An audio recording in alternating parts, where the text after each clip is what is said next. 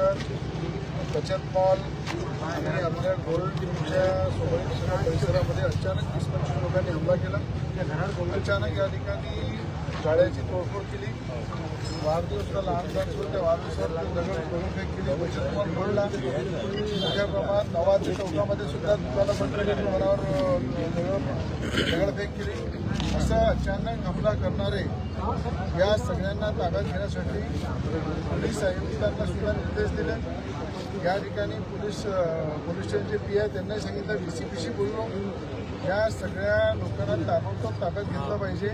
अशा प्रकारचे दहशत माजवणं, अशा प्रकारे दहशतीचं वातावरण तयार करणं आणि निपक्ष लोकांना अशा प्रकारचं मारणं या ठिकाणी आमच्या काही माझी पण गाडी फोडली तिकडे. लोक या ठिकाणी माझी गाडी फोडली तिथे. गाडी फोडली यांची या सगळ्या मॉलच्या समोर गाडी फोडलेली आहे माझी. लोकांना निर्दोषपणे मारलं, दुकानावर हमला केला, दुकानं बंद करण्यासाठी दादागिरी केली आणि गरीब लोकांना असं मारणं, या माजलेल्या सगळ्या जे दंगाखोर लोक आहे यांना खऱ्या अर्थानं ताब्यात घेऊन पोलिसांनी नंगल करून रस्ता मारला पाहिजे. आणि हे चेतावणी देतो मी की पोलीस विभागाने ताबडतोब कारवाई करून यांना ताब्यात घेऊन या ठिकाणी तैशी दहशत हे ते रस्त्यावर त्यांना कुठून काढली पाहिजे.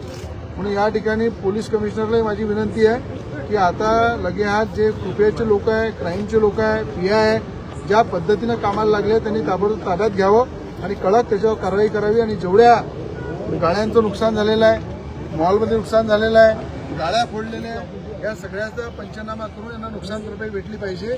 कारण की निर्दोष लोकांना मारणं, निर्दोष लोकांच्या गाड्या फोडणं, दुकानावर लाथा मारणं, एखाद्या लहान मुलांचा वाढदिवस सुरू आहे त्या लहान मुलांवर दगडफेक करणं, अशा प्रकारचं ज्या पद्धतीनं एखाद्या आतंकवादी हमल्यासारखे वातावरण केलेलं आहे, गुंडागर्दी चालू आहे, ही गुंडागर्दी रस्त्यावर आणून पोलिसांनी त्यांना झोडपलं पाहिजे.